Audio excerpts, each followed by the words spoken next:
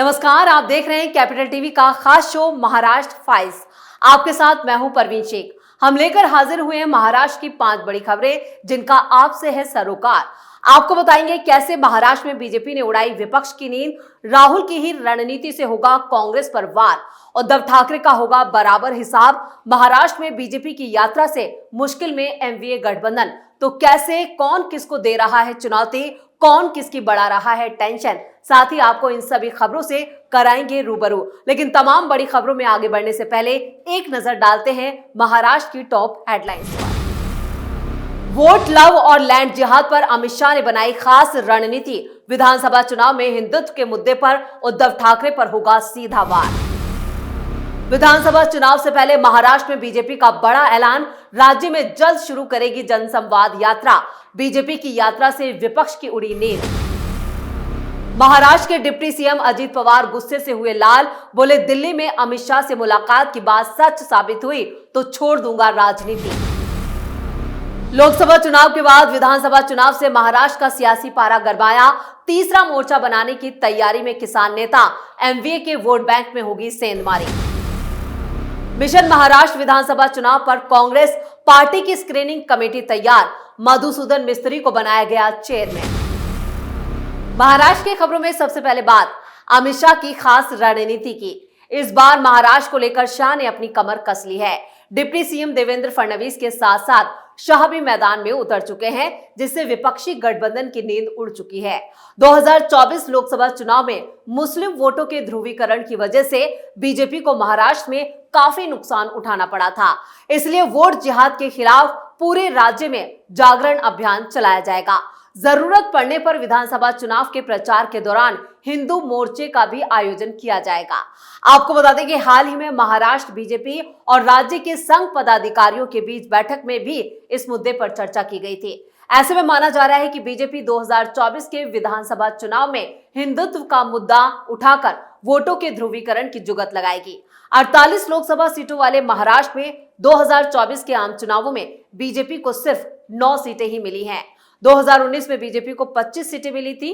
BJP को इस बार राज्य में बड़ा झटका लगा है, इसलिए पार्टी के शीर्ष नेता इस बार खोए हुए जनाधार को वापस लाने के लिए खास हिंदुत्व की रणनीति पर काम कर रहे हैं। यानी इस बार महाराष्ट्र में हिंदुत्व को लेकर बयानबाजी भी तेज होने वाली है। राज्य में हिंदुत्व का कार्ड बीजेपी का तुरुप का इक्का है। अगर ये चलता है तो महाराष्ट्र एक बार फिर बीजेपी यहां पर बड़ी पार्टी बनकर उभरेगी, जिसके लिए बीजेपी ने अपनी तैयारियों को धार देना शुरू कर दिया है।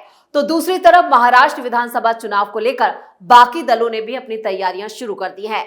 शरद पवार की एनसीपी मराठा आरक्षण और किसानों के मुद्दे को चुनाव में जमकर उठाने वाली है। मराठा आरक्षण और किसानों की समस्या को लेकर शरद पवार ने राज्य के सीएम एकनाथ शिंदे से भी मुलाकात की है। और खबरों में अब बात अगली खबर की।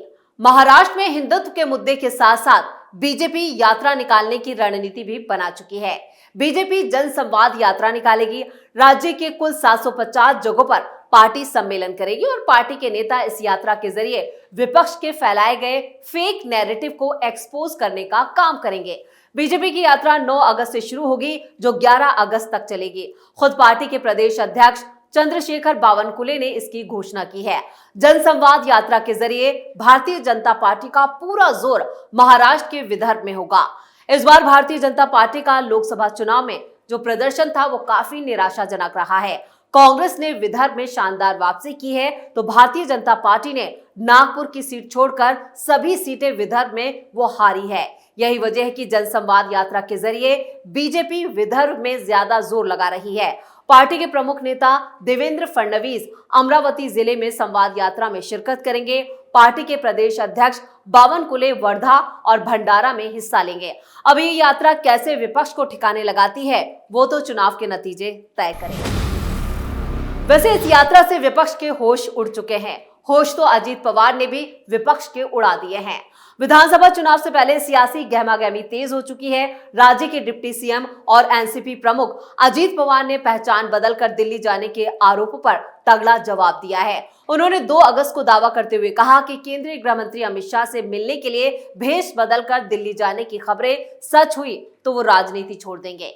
पीटीआई की रिपोर्ट के मुताबिक एनसीपी प्रमुख अजीत पवार ने आगे कहा, लेकिन अगर खबरें गलत निकली तो जिन लोगों ने उन पर यह आरोप लगाया है उन्हें राजनीति छोड़ देनी चाहिए। उन्होंने विपक्षी दलों के नेताओं को चुनौती देते हुए कहा, उन्हें बदनाम करने की कोशिश की जा रही है। मीडिया रिपोर्टों में दावा किया गया कि हाल ही में हुई एक अनौपचारिक बातचीत के दौरान अजीत पवार ने खुद कहा था कि उन्होंने दोनों दलों के बीच गठबंधन पर दिल्ली में अमित शाह के साथ कुछ बैठकें की हैं। उस बातचीत के दौरान उन्होंने कथित तौर पर कहा था कि मैं उन बैठकों में हिस्सा लेने के लिए हवाई यात्रा के दौरान दिल्ली जाते वक्त मास्क और टोपी पहनता था।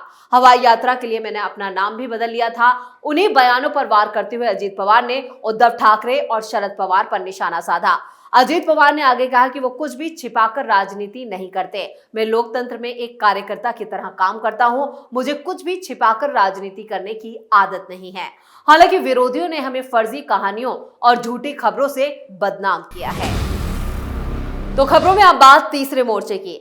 इस बार महाराष्ट्र में सत्ता पर काबिज महायुति और विपक्षी गठबंधन महाविकास अघाड़ी के बीच सीधा मुकाबला है। लेकिन इन दोनों गठबंधनों से अलग किसान नेता राजू शेट्टी तीसरा मोर्चा बनाने की तैयारी कर रहे हैं। शेट्टी की कोशिश है कि राज्य में छोटे दलों के साथ लेकर थर्ड फ्रंट बनाया जाए। राज्य में किसान नेता की छवि रखने वाले राजू शेट्टी स्वाभिमानी शेतकारी संगठन के प्रमुख हैं। शेट्टी नागरिक आंदोलनों से उभरे सभी छोटे दलों को एक साथ लाकर परिवर्तन अघाड़ी का गठन कर रहे हैं, जिसका मकसद 2 प्रमुख गठबंधनों यानी महायुति और एमवीए का विकल्प बनना है। राजू शेट्टी ने मराठवाड़ा में अपने दौरे में आरक्षण के लिए संघर्ष कर रहे लोगों से मुलाकात की, जिसमें उन्होंने मराठा आरक्षण आंदोलन के प्रमुख चेहरा मनोज जरांगे पाटिल और छत्रपति संभाजीनगर के पूर्व सांसद और एआईएमआईएम नेता इम्तियाज जलील से और कुछ दूसरे दलों के नेताओं से मुलाकात की। अगर शेट्टी तीसरा मोर्चा बनाने में सफल रहे तो राज्य की 288 विधानसभा सीटों में से कुछ सीटों पर यहां पर त्रिकोणीय यानी मुकाबला दिलचस्प हो सकता है। 2019 में औरंगाबाद यानी जो अब छत्रपति संभाजीनगर से चुनाव जीतकर संसद पहुंचे इम्तियाज जलील इस बार चुनाव हार गए। ऐसे में देखना होगा कि वो शेट्टी के साथ आते हैं या फिर नहीं। लेकिन अगर राजू शेट्टी तीसरा मोर्चा बनाने में कामयाब होते हैं तो इससे सबसे ज्यादा नुकसान विपक्षी गठबंधन एमवीए को होगा। पहली बार राजू शेट्टी एनडीए और यूपीए से अलग तीसरी ताकत बनने की कोशिश कर रहे हैं। पिछले चुनावों में गठबंधन ने 5 कैंडिडेट चुनावों में उतारे थे, जिसमें से एक कैंडिडेट को जीत मिली थी। राजू शेट्टी महाराष्ट्र में किसानों के मुद्दों को उठाने के लिए चर्चा में रहते हैं।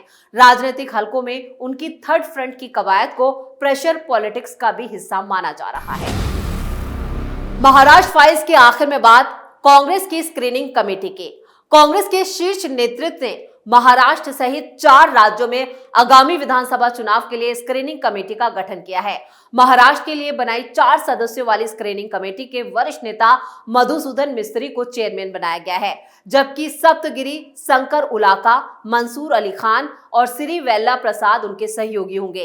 इसी तरह हरियाणा के लिए अजय माकन के नेतृत्व में 4 सदस्यों, जिनमें झारखंड में गिरीश तोंडकर और जम्मू कश्मीर में सुखजिंदर सिंह रंधावा के नेतृत्व में 3-3 सदस्यों वाली स्क्रीनिंग कमेटी बनाई गई है।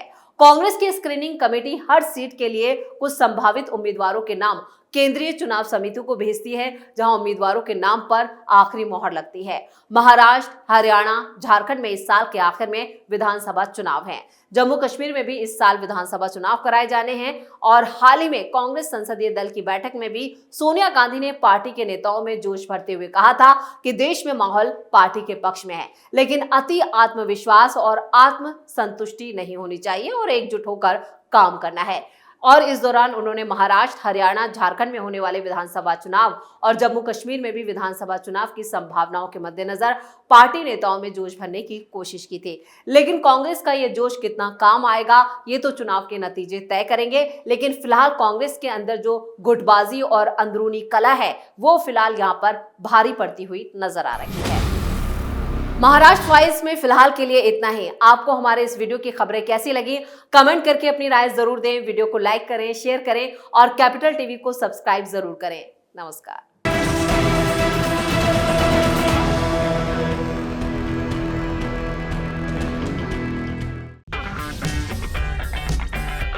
अगर आपको हमारा वीडियो पसंद आया हो तो इसे लाइक करें, हमारे चैनल को सब्सक्राइब करें और हाँ, बेल आइकन दबाना ना भूलें ताकि आप तक हमारे वीडियो की नोटिफिकेशन पहुंचती रहे।